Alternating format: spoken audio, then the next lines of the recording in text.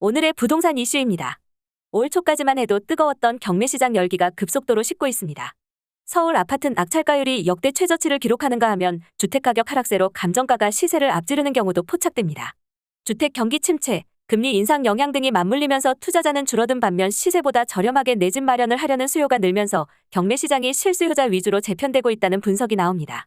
서울 지역 전셋값과 매매가격 하락세가 가팔라지면서 서울 지역에서 경매 신청된 빌라 중 세입자 보증금이 감정가를 웃도는 사례가 속출하고 있습니다.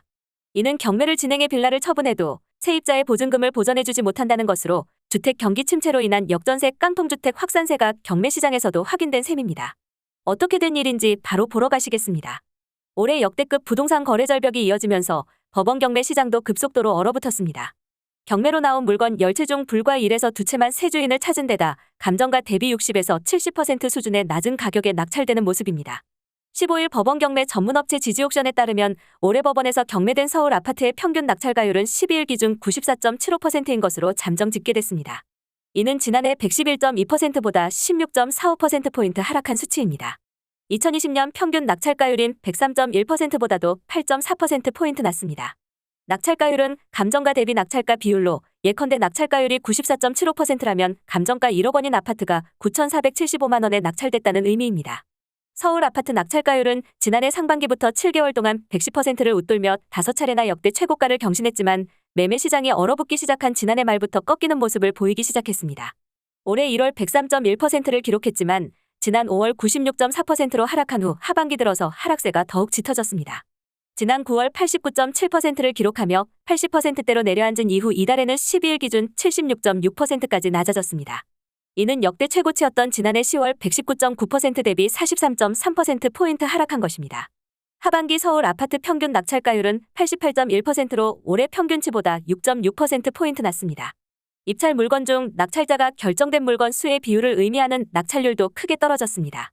올해 서울 아파트 평균 낙찰률은 35.98%로 지난해 69.63% 대비 반토막 났습니다. 이달에는 역대 최저치인 13.3%까지 떨어지면서 경매로 나온 물건 10채 중 1.3채가량만 새 주인을 찾았습니다. 수도권 지역도 마찬가지입니다. 올해 인천 지역 아파트 평균 낙찰가율은 90.1%로 지난해 110.5% 대비 20.4%포인트 하락했습니다. 특히 이달 낙찰가율은 67.3%를 기록하며 감정가 대비 70%도 안 되는 가격의 아파트가 낙찰되고 있습니다. 인천 아파트 최고 낙찰가율은 지난해 8월로 123.9%까지 치솟았던 것을 고려하면 절반가량으로 줄어든 셈입니다. 낙찰률 역시 올해 평균 40.3%를 기록하며 지난해 70.9% 대비 30.6%포인트 대폭 떨어졌으며 이달은 낙찰률이 23.1%로 10채 중 2.3채 정도만 낙찰됐습니다. 경기 지역도 올해 평균 낙찰가율이 90.0%를 기록하며 지난해 111.1%보다 11.1%포인트 내렸습니다. 이달 낙찰가율은 71.9%로 마찬가지로 감정가 대비 70% 수준에 낙찰되는 모습입니다. 올해 평균 낙찰률은 46.0%로 지난해 73.1% 대비 27.1%포인트 하락한 것으로 나타났습니다. 경매 투자가 움츠러들면서 낙찰가율은 꺾였지만 실거주로 매력적인 일부 아파트 물건에는 응찰자 수가 몰려들고 있습니다. 경기도 안양시 동안구 호계동의 경남아파트는 감정가 10억 6,100만 원으로 경매에 붙여졌습니다. 이 아파트의 호가는 10에서 11억 원에 형성돼 있습니다. 해당 물건은 3번의 유찰 끝에 7억 2,100만 원에 낙찰됐는데 무려 52명의 응찰자가 몰렸습니다. 올해 경기도 아파트의 평균 응찰자 수가 8.38명이었다는 점을 고려하면 이 아파트에 대한 인기를 가늠할 수 있습니다.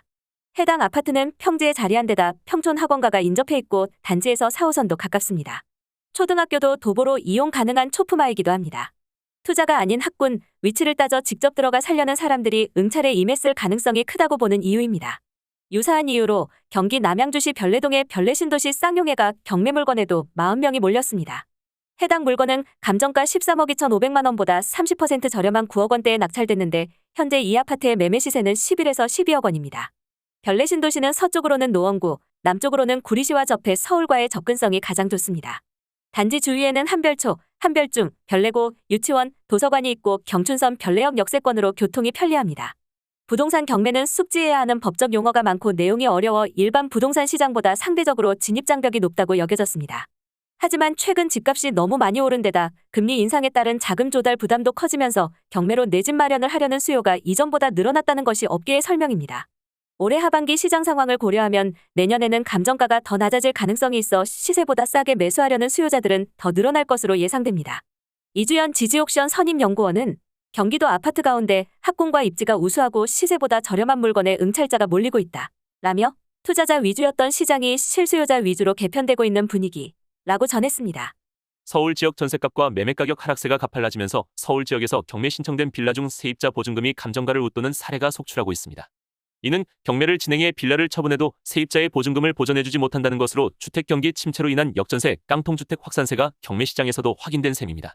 경매 신청된 서울 빌라 중 세입자의 임차 보증금이 감정가보다 더 높은 경매 건수는 2020년 58건에서 2021년 94건으로 증가한 뒤 올 12월까지 141건으로 지난해보다 50% 증가했습니다. 최근 3년 동안 월별 건수로만 보면 올 12월 40건으로 최대치를 보였습니다. 임차 보증금이 감정가보다 높다는 것은 경매에서 매긴 감정가보다 보증금이 비싸다는 이야기로 이를 처분해도 세입자의 보증금을 모두 돌려줄 수 없다는 얘기입니다. 전세 보증금이 감정가보다 높거나 이에 상응하는 가격이 형성되다 보니 이는 연속 유찰 사태로 귀결됩니다. 결국 해당 세입자가 울며 겨자 먹기로 낙찰받는 상황이 발생합니다. 지지옥션에 따르면 올해 1에서 11월 서울 빌라 평균 낙찰률은 20.06%입니다. 올 하반기로 갈수록 낙찰률은 더 떨어집니다. 9월 12.70%, 10월 12.00%, 11월은 10.00%에 불과합니다. 통상 한 번 유찰될 때마다 최저 입찰가가 20에서 30%씩 낮아지기 때문에 세입자가 돌려받을 수 있는 보증금도 유찰이 거듭될수록 줄어들거나 아예 돌려받을 길이 없게 됩니다. 이주연 선임연구원은 유찰이 여러 차례 지속되면 기각이 되거나 보증금을 잃을 염려가 있는 세입자가 그 주택을 매입하는 경우가 발생한다. 라며 이는 시세보다 높게 매입한 경우라 결국 세입자가 손해를 볼 수밖에 없다. 라고 말했습니다. 깡통전세 기준이 되는 시세 대비 전세금 80% 이상 주택도 유찰 상황이 심각합니다. 서울시 강서구 화곡동 A빌라 감정가는 2억 1,400만 원이고 보증금이 1억 8천만 원인데 현재 8회차까지 유찰된 상태입니다. 21일 열리는 9회차 경매 최저 입찰 금액은 3,590만 원까지 내려갔습니다. 보증금이 감정가를 추월하는 사례가 늘고 있는 이유는 깡통전세가 늘었기 때문으로 보입니다. 전셋값이 매매가격을 넘는 빌라를 덜컥 샀다가 세입자를 들였는데 주택가격이 하락 추세를 지속하면 이 빌라는 바로 깡통전세로 전락하게 됩니다. 전세를 끼고 산 투자자들은 새로운 세입자를 구해 보증금을 내줘야 하는데 전셋값이 하락하면 이전 시세대로 받은 보증금을 돌려주지 못하게 됩니다.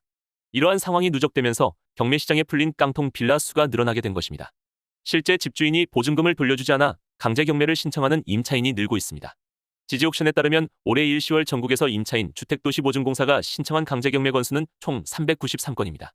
지난해 통틀어 397건이었다는 점을 감안하면 올해 강제 경매 건수는 지난해 수준을 웃돌 가능성이 큽니다. 오늘의 부동산 이슈 네티즌들의 반응을 살펴보며 마치겠습니다. 여러분들의 의견도 댓글로 남겨주세요. 전세금 가지고 다른 곳에 투자한 건 집주인 책임이다. 그동안 높은 전세금 매번 올려가며 받아쓰고 내줄 땐 안 주면 어찌하나. 집주인 걱정을 해줘야 하나.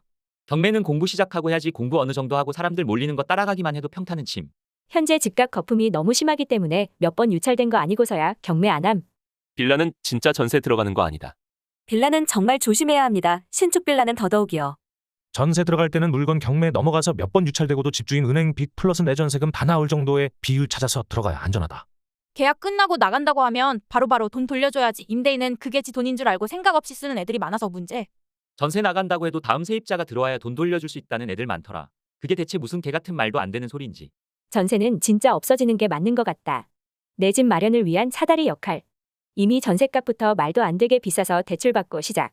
내 집 마련 사다리 의미 1도 없음. 갭투자 사기꾼들 사기 칠 수 있게 도와주는 제도일 뿐임. 대체 남의 돈으로 어디 투자해서 날려먹고 전세금 못 돌려주고 이게 말이 되는 건가? 생각이란 게 있는 건가? 양심도 없네. 어떻게 그걸 자기 돈이라고 생각하고 당연시하게 위험한 투기를 하는 거지? 여기까지 네티즌들의 반응이었습니다. 시청해주셔서 감사합니다. 여러분들의 의견도 댓글로 남겨주세요. 구독과 좋아요는 영상 제작에 큰 힘이 됩니다.